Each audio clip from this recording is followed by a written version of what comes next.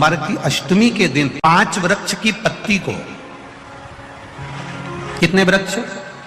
बस 5 वृक्ष की पत्ती और एक श्वेत पुष्प, सफेद कलर का पुष्प अशोक सुंदरी वाली जगह पर लगाकर देवाधिदेव महादेव जो चढ़ा देता है, बस निर्मलेश्वर महादेव का नाम लेकर जब चढ़ाया तो कार्य सफलता की ओर अग्रणी हुई।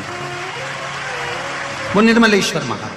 हमने पहले भी कथा में कहा है कि सोमवार की अष्टमी के दिन भूल से भी अगर एक बेलपत्र, एक श्वेत पुष्प शंकर भगवान को समर्पित हो जाता है तो ये मानकर चलें कि आपने कुछ मांगा भी नहीं तो भी शंकर भगवान देने के लिए आपके दरवाजे पर पहुंच जाए।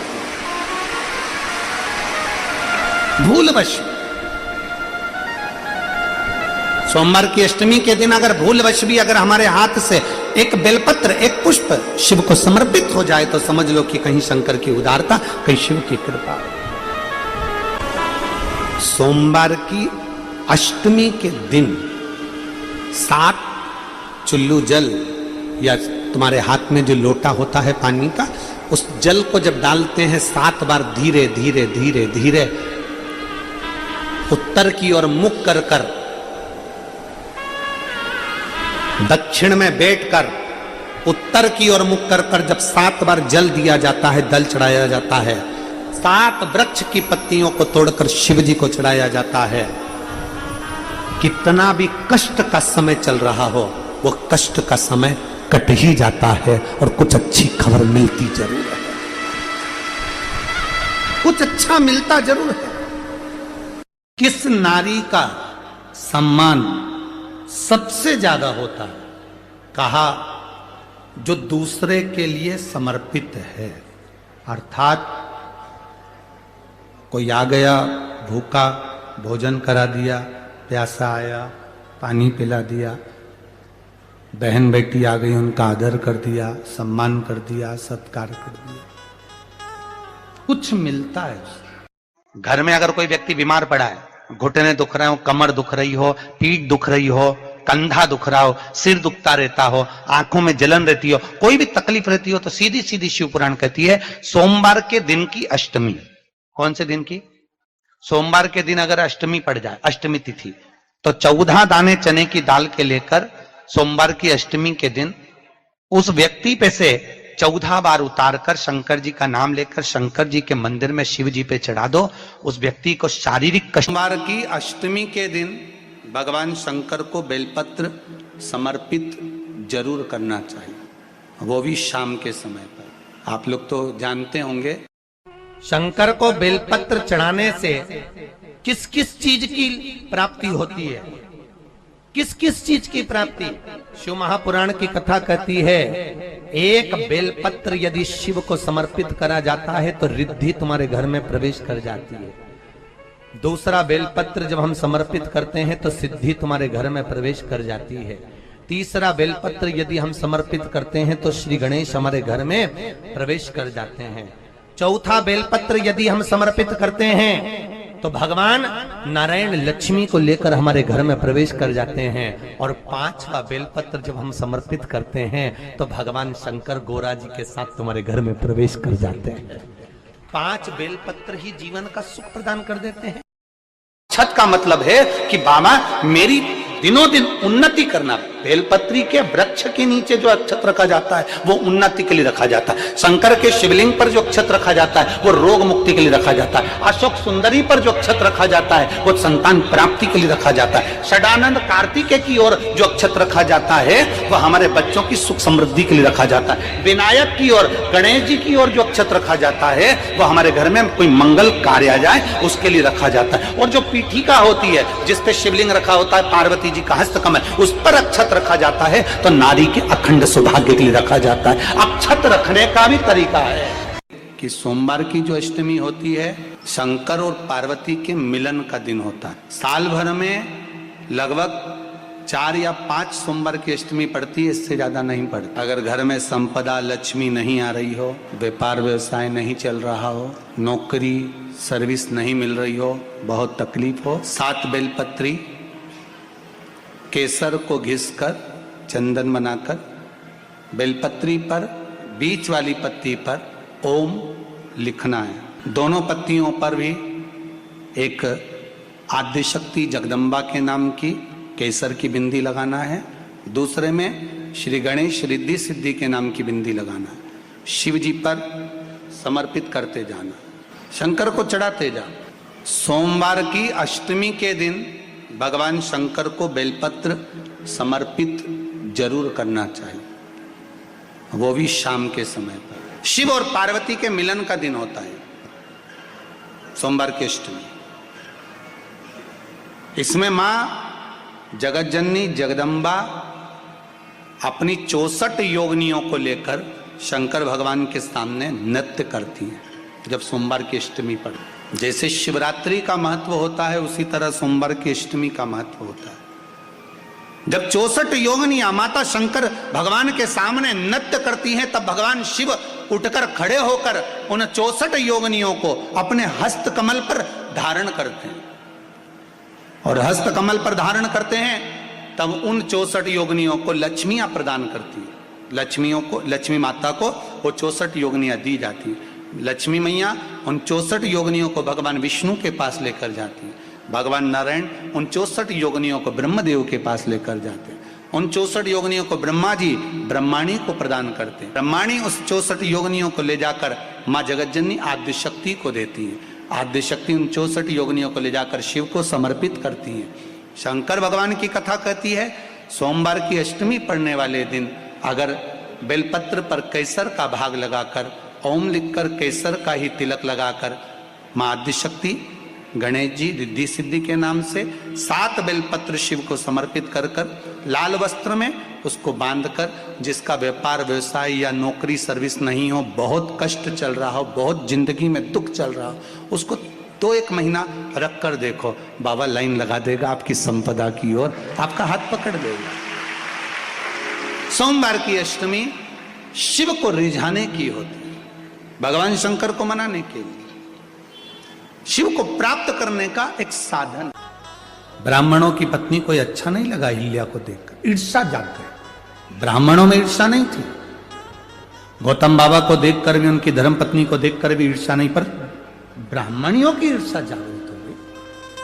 अब जब ईर्ष्या जागृत हो गई तब ब्राह्मणियों ने अपने अपने पतियों से कहा, सुनो, ये गौतम ऋषि की पत्नी और गौतम ऋषि हमारी भूमि पर नहीं रहना चाहिए, इनको धक्के मारकर निकाल दो, ऐसा कुछ करो कि इनका पद प्रतिष्ठा इज्जत सम्मान सब घट जाए।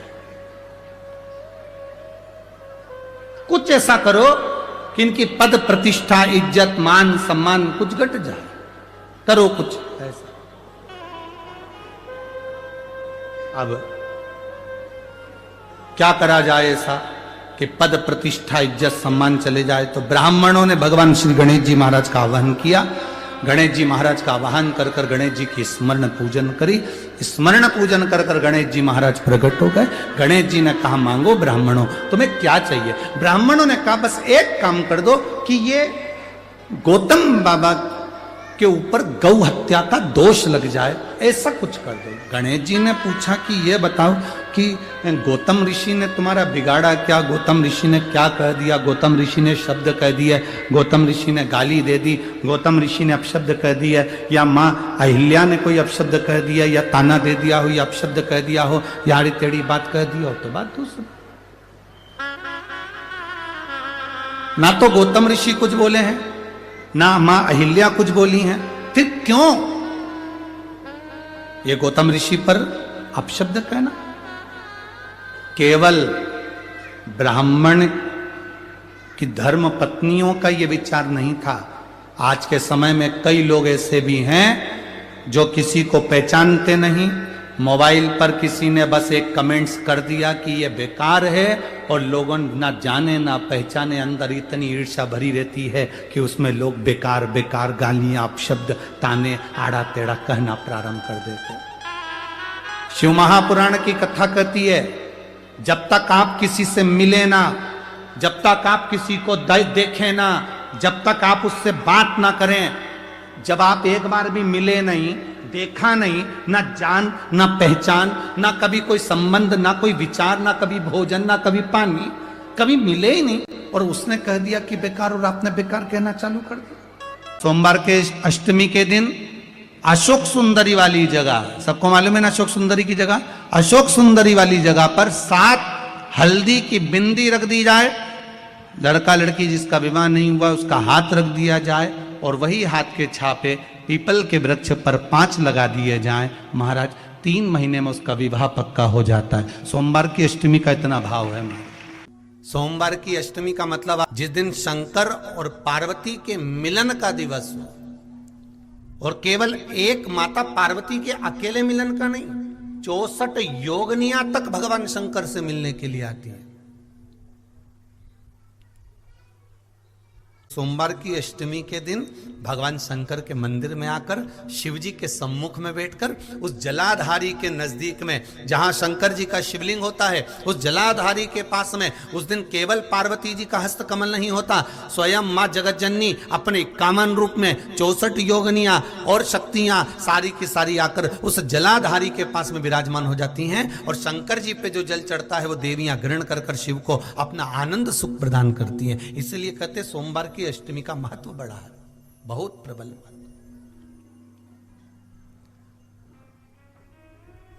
अभी तो कहेंगे 1 लोटा पानी चढ़ाने से पीछे मत हटना। सोमवार की अष्टमी के दिन शंकर के मंदिर जरूर जाना, बेलपत्र जरूर चढ़ाना, बाबा से विनय जरूर करना, निवेदन करना, बाबा को पूजन करना, घी का दीप लगाना और बाबा से विनय करना, बाबा मेरी ये मनोकामना है, मैं तो आपके चरणों में समर्पित करने के लिए आई, मेरी ये विनती को स्वीकार कर लो।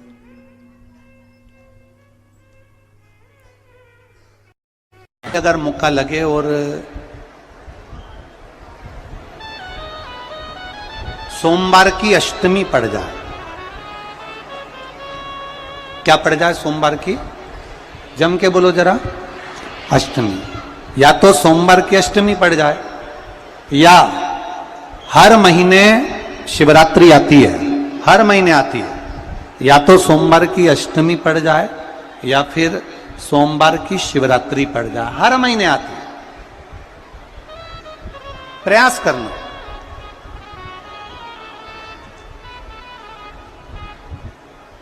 कहीं से देसी गाय का दूध मिल जाए, थोड़ा सा दूध देसी गाय का मिल जाए, थोड़ा सा दूध,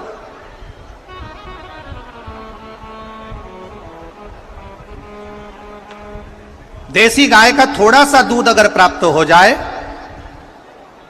बेलपत्री के पत्ते से दूध कटोरी में लेकर, मात्र बेलपत्री के पत्रे से एक एक बूंद अगर दूध, आप एक बूंद अगर ज्यादा ना मिला हो, 1 चम्मच भी अगर आपको दूध देसी गाय का मिल गया हो, और सोमवार की अष्टमी पड़ जाए या सोमवार की, जम के बोलो, शिवरात्रि पड़ जाए, उसमें केवल अगर देसी गाय का दूध मिल जाए, जर्सी गाय का नहीं हो, देसी गाय का अगर दूध मिल जाए, बेलपत्री के पत्ते से, तुम्हारे घर के अंदर अगर शिवलिंग है या मंदिर में शिवलिंग है या तुम्हारे नजदीक में कोई शिवलिंग है, उस पर बूंद बूंद, एक एक बूंद अगर शिवलिंग पर दूध समर्पित कर रहे हो, श्री शिवाय नमस्तुभ्यम, नमः शिवाय, या षडाक्षर मंत्र ओम नमः शिवाय, या 33 अक्षर का मंत्र महामृत्युंजय मंत्र, इसका स्मरण कर कर शिव जी पर देसी गाय का दूध समर्पित कर कर इस बेलपत्री को अशोक सुंदरी वाली जगह पर अगर आप समर्पित कर देते हैं, फिर आप जिस भी चीज के लिए अप्लाई करें, मेरा देव अधिदेव महादेव आपका हाथ पकड़कर खींचकर आगे बढ़ा ही दे। मेहनत करना, कर्म पूरा करना, पढ़ाई अच्छी करना, और पढ़ाई के साथ में विद्या अध्ययन करने के साथ में अच्छी मेहनत के साथ में देसी गाय का दूध भगवान शंकर को समर्पित करना, भगवान शंकर को समर्पित करना, देसी गाय का दूध धीरे धीरे धीरे धीरे समर्पित करें, भाव के साथ आप समर्पित करें, बड़े रास्ते से, आनंद से, धीरे धीरे जब आप समर्पित करेंगे, बेलपत्री वही दूध में सनी हुई बेलपत्र अशोक सुंदरी वाली जगह पर, उस समय पर डंडी का भाग शिवलिंग की ओर नहीं होना चाहिए, उस समय पर डंडी का भाग जहां से पानी बहकर जाता है अशोक सुंदरी की ओर से, वहां पर होना चाहिए। कार्य में सफलता मिल। महापुराण की कथा एक बड़ी सुंदर बात कहती है कि सोने का जो डब्बा होता है, थोड़ा ध्यान देंगे आप लोग तो आपके स्मरण में आ जाएगा। जिस डब्बी में आप सोने की अंगूठी रखते हो, जिस डब्बी में आप सोने की लौंग रखते हो, जिस डब्बी में सोने का कोई सामान रखते हो, उसमें चांदी नहीं रखी जाती। किस किस ने सुन रखा है, कभी सुना होगा, आप लोगों के स्मरण में होगा कि सोने की जो डब्बी होती है उसमें चांदी नहीं रखते, मतलब चांदी के साथ सोना नहीं रखा जाता। सोने के साथ चांदी नहीं रखी जाती, चांदी के साथ सोना नहीं रखा जाता। अगर किसी ने सुना होगा, आप लोगों में से कितने लोगों ने सुना है, जरा हाथ उठाओ, जरा सुना है ना सुना।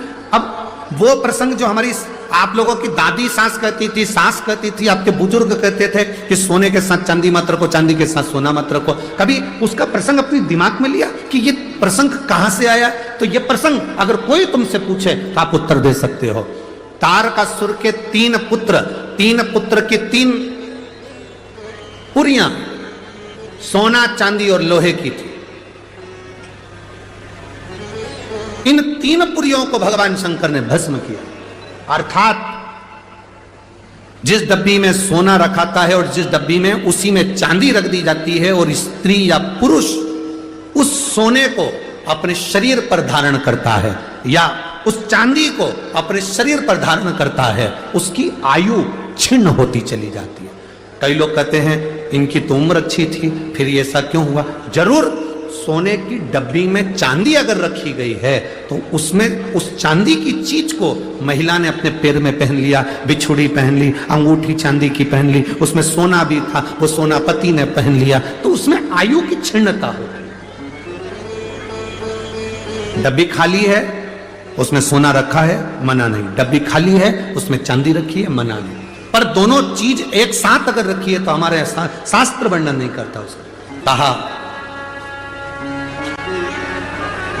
मन में आ गया, शिव जी ने 7 कर बाण छोड़ दिया, 3 पुरियों को भगवान भोलेनाथ ने भस्म कर दिया। 3 पुरियों, अब 3 पुरी एक साथ भस्म हो गई। 3 पुरी को भस्म करा, इसलिए भगवान शंकर का नाम जम के बोलो त्रिपुरारी हो गया। क्या नाम पड़ा? 3 पुरियां तो भस्म हो गई, पर ये 3 असुर अभी हारे नहीं है। आक्रमण करा, देवादिदेव महादेव ने भी देवताओं से कहा तुम सब पशु बन जाओ, मैं तुम्हारा पति बनता हूं। तुम सब पशु बनो, मैं पति बनता हूं। कहते हैं शिव जी का नाम पशुपतिनाथ हुआ। बड़े नंदी का रूप लेकर 33 कोटि देवताओं को छोटा पशु बनाकर भगाया। शंकर भगवान ने तीनों असुरों को एक साथ इकट्ठा करा। तारकाक्ष, विदुमाली, कमलाक्ष इकट्ठे हुए। शिव जी ने अपने बड़े नुकीले सींग से तारकाक्ष, विदुमाली को जैसी मारा, कमलाक्ष के पीछे से निकलकर फरसा उठाकर शंकर जी का सिर काट दिया। कटते से ही भगवान शंकर का सिर सीधे नेपाल में गया तो डोलेश्वर महादेव पशुपतिनाथ के नाम से विख्यात हो गया। बोल पशुपतिनाथ भगवान की। सोचा ये आज नहीं मरे तो फिर नहीं मरेंगे। शंकर भगवान तुरंत अपने असली स्वरूप में आए, त्रिशूल उठाया, तारकाक्ष, विदुमाली और कमलाक्ष को पीछे से भगवान शंकर ने मार दिया। तीनों जय जयकार हो गई। शंकर भगवान ने तारकासुर के 3 पुत्रों को मारते समय शिव जी के 2 नाम प्रकट हो गए, एक त्रिपुरारी और दूसरा पशुपति। एक त्रिपुरारी नाम हुआ, एक पशुपतिनाथ नाम हुआ। देवता प्रसन्नचित्त हो गए, आनंदित हो गए। ये 4 जगह ऐसी है जहां पर यदि आपका अपमान हो जाए तो समझ लेना कि भगवान की कृपा हुई।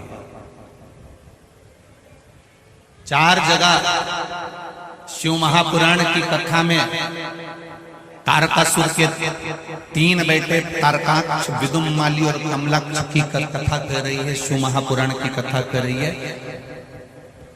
शिव महापुराण की कथा जो वेदव्यास जी ने वर्णन करी है, 4 स्थान ऐसे हैं जहां पर यदि आपका अपमान हो जाए तो समझ लेना कि भगवान ने तुम पर कृपा करी है। 4 स्थान। पहले नंबर का, माता, घर की माँ अगर तुम्हारा अपमान कर दे, अपशब्द कह दे, ताने दे दे, गाली दे दे, आड़ा टेढ़ा बोलकर तुम्हारा अपमान कर दे, तो समझ लेना कुछ परमात्मा की कृपा हुई है, तेरा भाग्य चमकने वाला। दूसरे नंबर पर पिता, घर का पिता अगर आपका मान लो किसी भी रूप में अपमान कर देते हैं या शब्द कह देते हैं या आड़ा टेढ़ा कर देते हैं तो बुरा नहीं मानना। पिता किसी पुत्र का यदि अपमान कर देता है, अपने पुत्र का यदि शब्द कह भी देता है तो बेटे का भाग्य बदल देता है पिता के अपमान से। तीसरा, शिक्षक, गुरु, जिस गुरु की दृष्टि में कपट ना हो, छल ना हो, बेईमानी ना हो, वो गुरु अगर अपमान भी कर देता है, तुमको शब्द अपशब्द कह भी देता है, तो वो तुम्हारी किस्मत को बदल देता है। स्वयं गुरु द्रोणाचार्य का चरित्र पढ़ना, जिस गुरु ने कितना कितना कहा और बेटे वो शिष्य उसका जीवन पलट गया। चौथे नंबर का, शिव महापुराण की कथा में गए हो, शंकर की चौखट पर गए हो, मंदिर में गए हो, देवालय में गए हो, तुम बहुत ऊंचे पद पर क्यों ना हो और वहां पर भी अगर कोई तुम्हें धक्का मार दे या शब्द कह दे या कुछ तुम्हारा अपमान कर दे तो समझ लेना परमात्मा ने तेरे को अच्छा चुनकर उन्नति की ओर बढ़ाया। शिव महापुराण में 4 स्थान बताए हैं जहां पर यदि आपका अपमान हो जाए, आपको अपशब्द कह दिया जाए, ताने दे दिए जाए, आड़ा टेढ़ा भी कह दिया जाए, तो समझ लेना कि कुछ हमारा पुण्य उदय हुआ होगा, इसलिए परमात्मा ने ये लीला रची है। सम्मान दुनिया देती है। सम्मान कौन देता है? जम के बोलो जरा। दुनिया देते हैं। घर के लोग सम्मान देंगे, परिवार वाले सम्मान देंगे, रिश्तेदार सम्मान देंगे, कुटुंब वाले सम्मान देंगे, समाज वाले सम्मान देंगे। अच्छा काम करोगे तो दुनिया के लोग सम्मान देंगे। सम्मान दुनिया के लोग देते हैं और अपमान मेरा महादेव देता है खुद जान। क्यों देता है? प्रसंग तुम्हारे भीतर भी एक प्रश्न जागृत होना चाहिए कि महादेव अपमान क्यों देता है, उसका कारण क्या है? क्या कारण?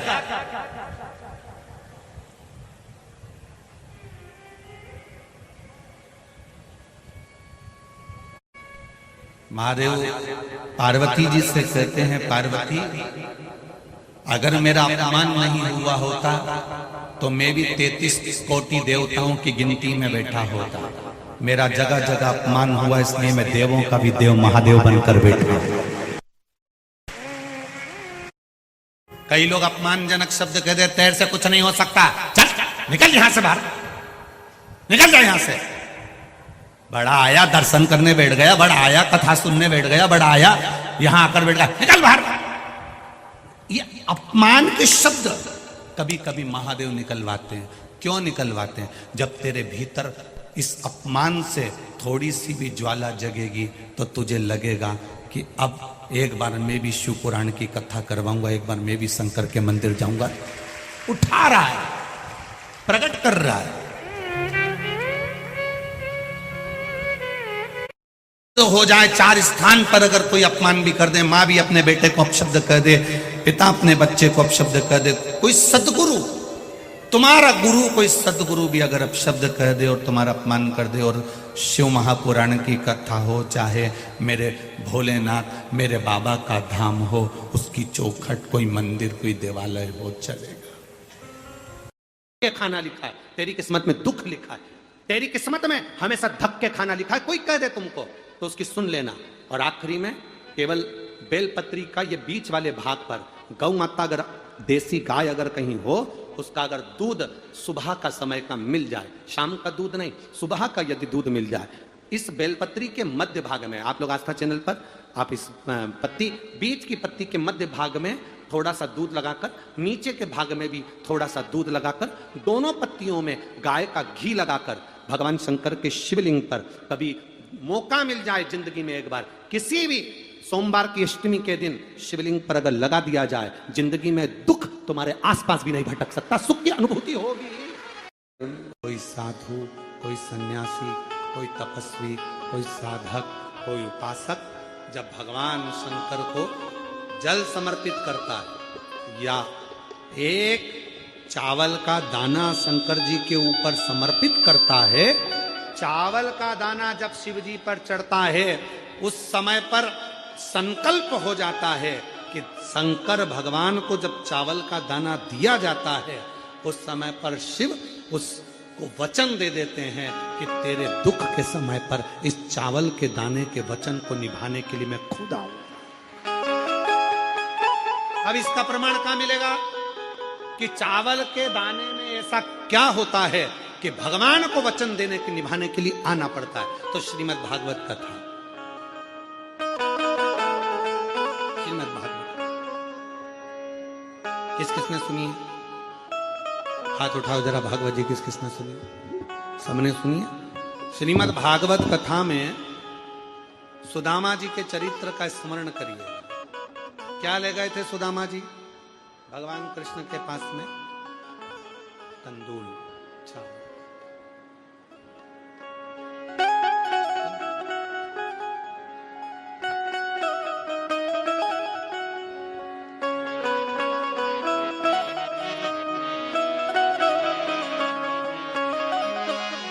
लगाया गले से सुदामा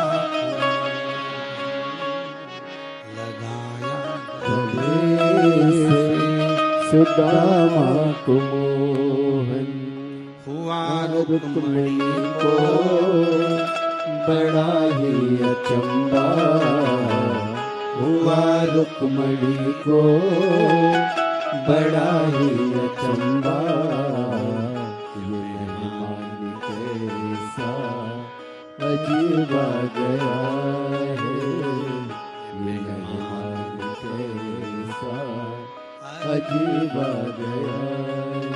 क्या लेकर गए थे? तंदूल।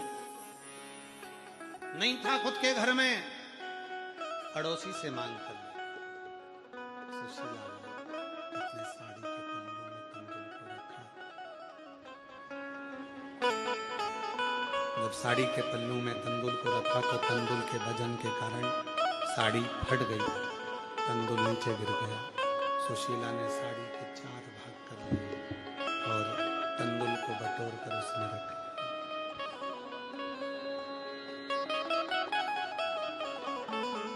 बटोर कर उसने रखा, लेकर सुदामा जी को दिया। सुदामा जी ने बाजू में दबाया, लेकर चल दिया।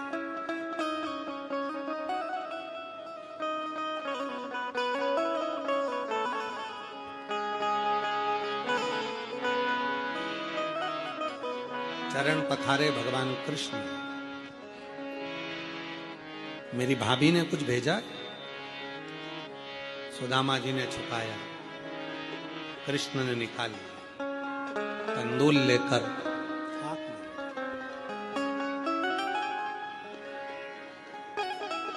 तीन लोक का राज्य सुदामा जी को दे दिया। एक, केवल एक चावल का दाना जब शंकर भगवान को चढ़ता है तो 3 वचन शिव जी दे देते हैं। 3 वचन। एक चावल के दाने पर, एक बेलपत्र पर, एक पत्र पर।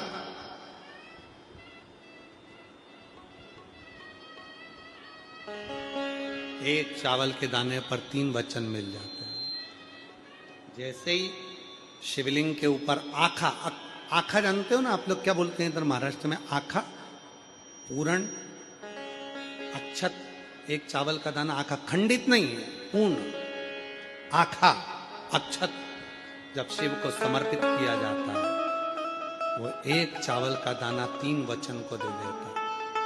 शिव कहते हैं तूने मुझे जो अक्षत दिया है, ये आखा चावल का दाना जो तूने मुझे दिया है, मैं भी तुझे मृत